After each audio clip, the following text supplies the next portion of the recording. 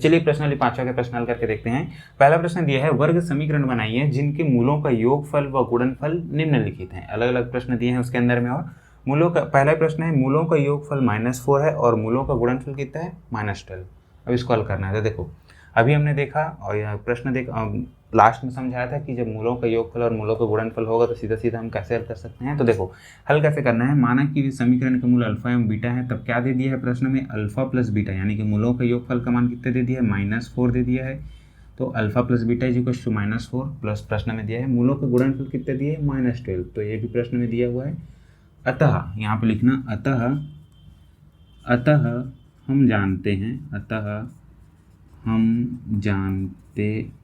हैं द्विघात समीकरण बराबर क्या होता है, यहाँ पे लिख लेते हैं। द्विघात समीकरण बराबर क्या होता है, x² plus alpha plus beta x होता है और उसके बाद प्लस में alpha into beta equals to 0। अच्छा यहाँ पे ध्यान दीजिएगा, ये होता है ऋणात्मक होता है, यहाँ पे ऋणात्मक में होता है, इस तरीके से मान होता है। अगर हिंदी में अगर इसको लिखना चाहें तो हिंदी में भी लिख सकते हैं, इसको ना लिख के ये लिखना, दोनों को लिखने की जरूरत नहीं है। x² माइनस मूलों का योगफल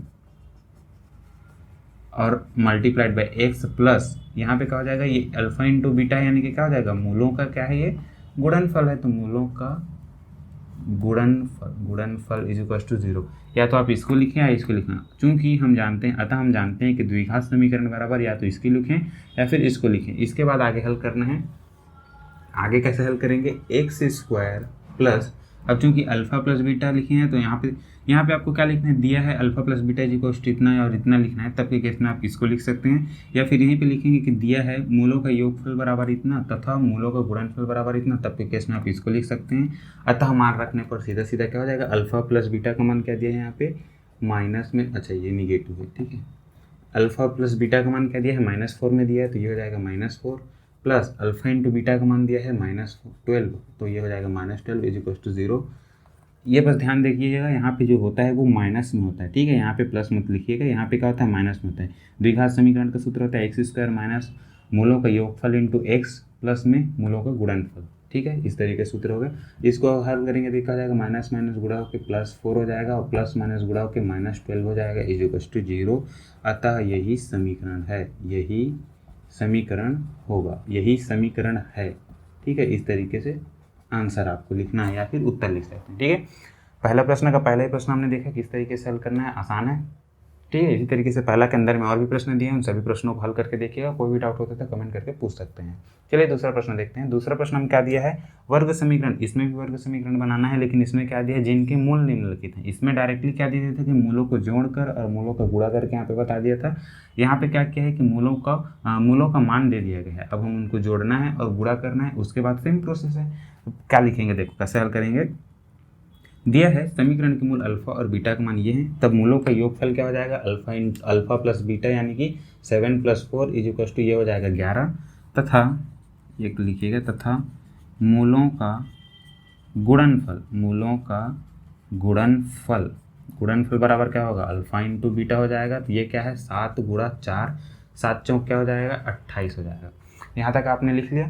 अब यहाँ तक आपने जैसे कि यहाँ पे देखिए अल्फा प्लस बीटा का इतना मान, अल्फा इंटू बीटा का मान इतना रहता था, सेम दिया रहता था। यहाँ पे हमने क्या किया, कैलकुलेट किया, बस यही एक लाइन एक्स्ट्रा काम किए। इसके बाद हमें सेम लिखना है जैसा यहाँ पे हमने किया है। क्या करेंगे, अतः हम जानते हैं,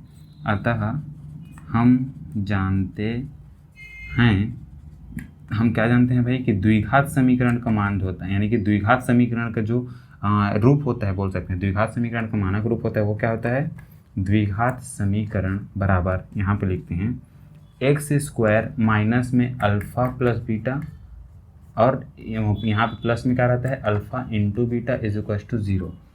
या तो आप इसको लिख सकते हैं या फिर इसको लिख सकते हैं, दोनों में कोई लिख सकते हैं, कोई बड़ी बात नहीं है। हम इसको लिखते हैं, आगे हल करते हैं तो क्या हो जाएगा, x² माइनस में अल्फा प्लस बीटा का मान क्या मिला, हमें 11 मिला, इंटू x, फिर अच्छा यहाँ पे हमने x लिखना भूल गया था, ठीक है। यहाँ पे ध्यान दीजिएगा, अल्फा प्लस बीटा का मान लिखा था, x लिखना भूल गया था हम यहाँ पे। तो क्या हो जाएगा, अल्फा प्लस बीटा का मान -4, फिर उसके बाद x, फिर -12, ठीक है। थोड़ा सा सुधार कर लीजिएगा वहाँ पे। अब देखो, अब क्या हो जाएगा आगे अगर देखें तो x square alpha plus beta, अच्छा यहाँ पे भी एक्स रहेगा इस तरीके से, तो ये क्या हो जाएगा अल्फा प्लस बीटा का मान 11 मिला था तो अल्फा प्लस बीटा का मान रख दिया, फिर एक्स प्लस फिर alpha into beta, alpha into beta का मान क्या है यहाँ पे 28 है तो प्लस में हो जाएगा 28 इज इक्वल टू 0। ठीक है, इस तरीके से हमने समीकरण निकाल लिया। इसके नीचे में भी लिख लेंगे अतः यही समीकरण है, अतः यही समीकरण है, आंसर लिख लेना है आपको, इस तरीके से लिखना है आपको। ठीक है, ज़्यादा बड़ा प्रश्न नहीं, छोटा छोटा प्रश्न है, आएगा भी प्रश्न तो ज़्यादा से ज़्यादा 2 नंबर में पूछा जा सकता है, उससे ज़्यादा बड़ा प्रश्न नहीं है। ठीक है, तो इस तरीके से प्रश्नावली 5वां का पहला और दूसरा प्रश्न के अंदर में जितने भी प्रश्न दिए सभी प्रश्नों को हल कर लीजिएगा। कोई भी डाउट होगा तो कमेंट करके पूछ सकते हैं। तो अभी आगे बढ़ते हैं, तीसरा प्रश्न देखते हैं। तो चलिए तीसरा प्रश्न देखते हैं। तीसरा प्रश्न क्या दिया है, निम्नलिखित वर्ग या फिर द्विघात समीकरणों के मूलों का योगफल तथा गुणनफल ज्ञात करें। अभी तक हमने जो प्रश्न देखा उसमें समीकरण बनाना देखा था, अब हमें क्या दिया है, समीकरण दिया है, इसके मूलों का योगफल और गुणनफल ज्ञात करना है। ठीक है, हमने भी जब कॉन्सेप्ट पढ़ रहे थे तब हमने देखा था मूलों के योगफल का एक सूत्र और मूलों के गुणनफल का एक सूत्र देखा था, उसी के बेसिस पे प्रश्न हल होना है। एक प्रश्न बना के देखते हैं, बाकी सभी प्रश्नों को खुद से हल करने का प्रयास कीजिएगा, आसानी से बन जाएंगे। ठीक है, तो देखो दिया गया समीकरण क्या है, 3x² + 7x + 1, तो दिया गया समीकरण यहाँ पे लिख लेंगे। उसके बाद मानक समीकरण से इसकी तुलना करने पर हमें a का मान क्या मिलता है, देखो a की जगह है यहाँ पे क्या है 3, तो यहाँ पे लिखेंगे a बराबर 3, b बराबर क्या है 7 और c बराबर क्या है 1। ठीक है, इस तरीके से ABC का मान मिल गया। अब हम जानते हैं कि हम जानते हैं कि हम क्या जानते हैं भाई, हम कुछ नहीं जानते, हम बहुत कुछ जानते हैं। हम जानते हैं कि मूलों का, अब यहाँ पे लिखेंगे मूलों का योगफल बराबर क्या होता है अल्फा प्लस बीटा, क्या होता है इसका मान -b/a, हमने देखा है अभी सूत्र से, है ना। मूलों का योगफल बराबर क्या होता है -b/a,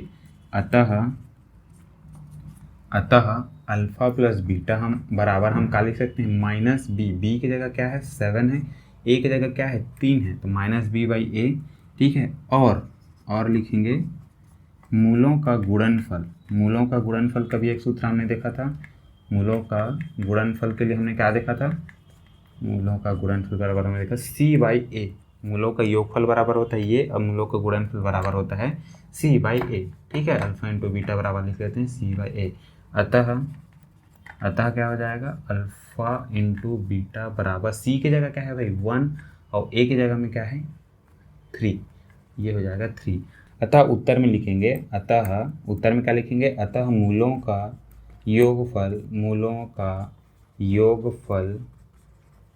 योगफल हमें क्या मिला भाई -7/3 ऋण 7/3 और गुणनफल क्या है भाई, गुणनफल बराबर हमें मिला 1/3 होंगे। मूलों का योगफल इतना होगा और गुणनफल क्या होंगे 1/3। ठीक है, इस तरीके से आपको लिखना है। प्रश्नावली 5 का ये आखिरी प्रश्न था, तीसरा प्रश्न का पहला ही प्रश्न था। ठीक है, इस तरीके से तीसरा प्रश्न के अंदर में और भी प्रश्न हैं, कितने हैं 5 प्रश्न हैं। ठीक है, तो एक प्रश्न देख लिया, बाकी चारों प्रश्नों को खुद से हल करने का प्रयास कीजिएगा, सभी प्रश्न ईजी से बन जाएंगे आपके। उसके बाद भी अगर कोई डाउट होता है तो कमेंट करके पूछ सकते हैं। ठीक है, उनको हल करने का प्रयास हम करेंगे। तो चलिए अब देख लेते हैं कि इस चैप्टर में हमने क्या क्या सीखा, क्या क्या देखा। ठीक है, एक शॉर्ट रिविजन कर लेते हैं, रिवाइज कर लेते हैं पूरे चैप्टर को। तो चलिए फटाफट से रिवाइज कर लेते हैं कि तीसरे अध्याय यानी कि क्वाड्रेटिक इक्वेशन या फिर वर्ग समीकरण, इस अध्याय में हमने क्या क्या सीखा। तो देखो ax² + bx + c को द्विघात समीकरण या फिर वर्ग समीकरण भी कहते हैं और इसके 2 ही मूल होते हैं। ठीक है, इसको क्या कहते हैं द्विघात समीकरण। द्विघात समीकरण क्यों कहते हैं, क्योंकि इसके हमें 2 मान मिलते हैं और इसके जो अधिकतम घात है ax² + bx + c में अगर हम चर राशि के घात को देखें तो अधिकतम घात 2 होता है, इसलिए इसे द्विघात समीकरण भी कहते हैं और इसके हमेशा 2 ही मूल मिलते हैं। ठीक है, इसके बाद हमने क्या देखा कि इस समीकरण को हल करने के लिए हमने 2 विधि देखे थे। सबसे पहले क्या देखा, सर्वसमीकरण का प्रयोग करके और गुणनखंड करके 2 विधि देखा था। इसकी सहायता से हमने x तक के मान निकाले थे। उसके बाद एक और सूत्र देखा, श्रीधराचार्य सूत्र। ठीक है, श्रीधराचार्य सूत्र क्या होता है, तो श्रीधराचार्य सूत्र का मान होता है, देखो x तक मान हम निकाल सकते हैं इस सूत्र की सहायता से, यानी कि समीकरण को हल कर सकते हैं। तो x तक का मान क्या होता है -b + -√b² - 4ac/2a, जिसमें जो b² - 4ac होता है इसे हम विविक्तकर या फिर विभेदक, इंग्लिश में क्या कहते हैं, इसे डिस्क्रिमिनेंट कहते हैं। तो इसका वैल्यू क्या होता है b² - 4ac होता है और इसी d के बेसिस पर हम समीकरण के जो मूल होते हैं, समीकरण के मूल होते हैं, उनके प्रकृति के बारे में जानते हैं। कैसे जानते हैं? यही डी अगर जीरो हो, यानी कि डी का मान जीरो हो, यानी कि दोनों समीकरण के दोनों मूलों के बीच का जो अंतर है वो जीरो हो, तब के केस में क्या होगा? दोनों मूल समान होंगे और दोनों ही मूल क्या होंगे? वास्तविक होंगे। यदि डी बराबर जीरो हो तो समीकरण के मूल वास्तविक व समान होंगे। यदि किसी केस में बहुत सारे केस में होता है, यदि डी का मान जो है जीरो से बड़ा होता है, यानी कि धनात्मक मिलेगा डी का मान, यानी कि विविक्तकर या फिर डिस्क्रिमिनेंट का मान क्या है? पॉजिटिव मिलेगा, तब के केस में क्या होगा? समीकरण के जो मूल होंगे वो 2 मिलेंगे हमें, चूंकि इसका मान डी का मान जब भी धनात्मक मिलता है तो हमें समीकरण के 2 मान मिलते हैं और दोनों ही मान क्या होते हैं? वास्तविक होते हैं। अतः डी का मान जब जीरो से बड़ा होगा तो समीकरण के मूल वास्तविक व असमान होंगे। ठीक है, अलग अलग 2 मान मिलेंगे। डी का मान जब जीरो से छोटा हो, डी का मान जब जीरो से भी छोटा हो, यानी कि डी का मान निगेटिव में मिलता है।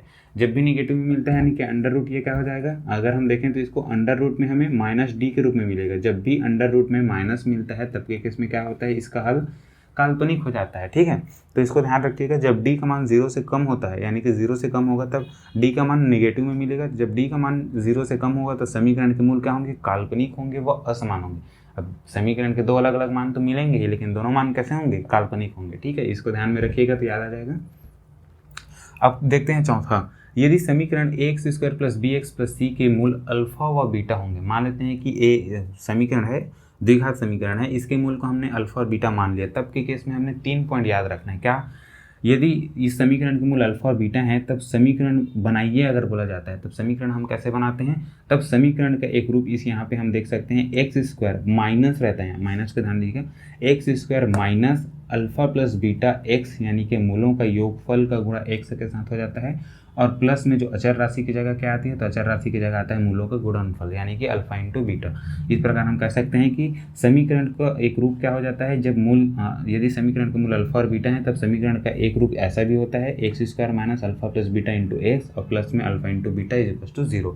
यहाँ पे जरूरी नहीं है कि एक्स चर राशि को हम x y z p q कुछ भी मान सकते हैं, तो यहाँ पे हमने एक्स लिया है, एक्स की जगह वाई जेड या फिर पी क्यू कुछ भी ले सकते हैं। ठीक है, हो सकता है समीकरण का रूप कुछ भी हो सकता है। यहाँ पे हमने ले लिया x square minus alpha plus beta into x और प्लस में alpha into beta is equal to 0। और ये तो हो गया पहला। अब एक और 2 और सूत्र देखे थे हमने, छोटे छोटे फॉर्मूला थे। क्या देखा था हमने? मूलों का जो गुणनफल होता है, यानी कि हमने मूल को अल्फा बीटा माना है तो अल्फा प्लस बीटा का मान क्या आता है? माइनस बी अपॉन ए के बराबर आता है। इसको याद रखिएगा। मूलों का योगफल जो होता है, तो योगफल जब यहाँ पे प्लस है तो यहाँ पे माइनस आया था, याद रखना। याद करने का छोटा सा ट्रिक बोल सकते हैं। जब अल्फा प्लस बीटा आया था तो यहाँ पे माइनस बी अपॉन ए आया था और अल्फा इंटू बीटा में सी अपॉन ए आया था। दोनों के ही जो हर है, हर में क्या है? ए है। ठीक है, ऊपर में क्या है? बी और सी है। तो जब अल्फा प्लस बीटा के केस में माइनस बी आया था, माइनस बी अपॉन ए, और अल्फा इंटू बीटा में सी अपॉन ए। ठीक है, यही जो इंपॉर्टेंट टॉपिक्स थे, इन सभी टॉपिक्स के बारे में आपको याद रखना है। ठीक है, आई होप कि प्रश्नोवली 3 में आपको कोई भी दिक्कत नहीं होगी। प्रश्नोवली 3 के सभी टॉपिक्स को हमने काफ़ी अच्छे से डिटेल में समझाया है, तो आई होप कि आपको सभी टॉपिक्स और सभी प्रश्नोवली के सभी प्रश्न अच्छे से समझ में आ गए होंगे। सभी प्रश्नों को अच्छे से हल करके देखिएगा। यदि किसी भी प्रश्न में कोई भी डाउट हो तो आप हमें कमेंट करके पूछ सकते हैं। तो फिलहाल आज की क्लास में इतना ही रखते हैं, आगे की पढ़ाई हम नेक्स्ट क्लास में करेंगे। तब तक के लिए थैंक यू फ्रेंड्स। तो फ्रेंड्स, यदि आपको हमारी क्लास अच्छी लगी हो तो आप वीडियो को लाइक कर सकते हैं, अपने दूसरे दोस्तों के पास शेयर कर सकते हैं, उन्हें भी इनवाइट कर सकते हैं। जितने ज़्यादा लोग हमारी क्लास अटेंड करेंगे हमें उतना ही अच्छा लगेगा, उतना ही ज़्यादा मोटिवेशन मिलेगा ऐसे ही लेक्चर वीडियो बनाते रहने के लिए। तो आपको एक छोटा सा काम क्या करना है, ज़्यादा से ज़्यादा दोस्तों के पास शेयर करना है, उन्हें भी इन्वाइट करना है क्लास अटेंड करने के लिए। और यदि अभी तक आपने चैनल को सब्सक्राइब नहीं किया तो चैनल को सब्सक्राइब करके बेल आइकन दबा के रख सकते हैं। इससे क्या होगा कि जब भी हमारी क्लास शुरू होगी या जब भी हमारा वीडियो अपलोड होगा आपके पास नोटिफिकेशन सबसे पहले पहुंच जाएगा। तो चैनल को सब्सक्राइब कर लीजिएगा, वीडियो को लाइक कीजिएगा, अपने दोस्तों के पास शेयर कीजिएगा। तो मिलते हैं अगले वीडियो में। Thank you friends. तो चलिए अब देख लेते हैं कि ऑनलाइन क्लासेस के नोट्स आप कैसे प्राप्त कर सकते हैं। इसके लिए आपको क्या करना है, वीडियो के नीचे डिस्क्रिप्शन में हमारे टेलीग्राम ग्रुप का लिंक दिया गया है, वहां क्लिक करके आप हमारा टेलीग्राम ग्रुप ज्वाइन कर सकते हैं। टेलीग्राम ग्रुप पर रोजाना क्लास खत्म होने के बाद ही रोजाना नोट्स शेयर कर दिया जाएगा, जिसको आप इजिली डाउनलोड कर सकते हैं। यहाँ जो आपको नोट्स मिलेंगे वो PDF फॉर्मेट में होंगे, जो कि पासवर्ड प्रोटेक्टेड होंगे, यानी कि इसमें पासवर्ड लगा होगा, जिसका पासवर्ड होगा tricky brain PDF TRICKBRAIN PDF। ध्यान रहे कि इसमें जो पहला लेटर है यानी कि T है वो कैपिटल रहेगा और एंड में जो 3 लेटर है यानी कि PDF वो कैपिटल में रहेंगे, यानी कि बड़े अक्षर में रहेगा। तो आई होप कि आपको हमारी क्लासेस अच्छी लग रही होगी। यदि हमारी क्लासेस अच्छी लग रही है तो वीडियो को लाइक और चैनल को सब्सक्राइब करना ना भूलें और अपने दूसरे दोस्तों के पास भी शेयर जरूर करें। तो मिलते हैं अगली क्लास में, तब तक के लिए थैंक यू फ्रेंड्स।